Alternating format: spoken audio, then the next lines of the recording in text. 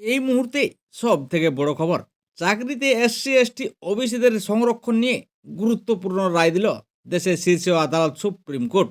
দেশে অনগ্রসর এবং তপশিলি শ্রেণীর জন্য সংরক্ষণ নীতি এবং প্রতিযোগিতামূলক পরীক্ষায় প্রদত্ত ছাড় সম্পর্কে আদালত স্পষ্ট করে বলেছে যে যে কোনো সংরক্ষিত শ্রেণীর প্রার্থী প্রাথমিক পরীক্ষায় সংরক্ষণ নীতির অধীনে প্রদত্ত ছাড় গ্রহণ করলে ভবিষ্যতে তাকে একই সুবিধার আওতায় থাকতে হবে এবং চূড়ান্ত পরীক্ষার ফলাফলের মেধা তালিকায় ভালো স্থান পাওয়ার ভিত্তিতে তিনি অসংরক্ষিত বা জেনারেল সিট দাবি করতে পারবেন না। এমনই একটি মামলায় নির্দেশ দিয়েছে সুপ্রিম কোর্টের বিচারপতি জে কে মহেশ্বরী এবং বিচারপতি বিজয় বিষ্ণয়ের বেঞ্চ। এর আগে অবশ্য কর্ণাটক হাইকোর্ট তপশিলি জাতির প্রার্থীকে অসংরক্ষিত বিভাগে নিয়োগের অনুমতি দিয়েছিল। সেই রায়কে চ্যালেঞ্জ করে সুপ্রিম কোর্টে মামলা হয়।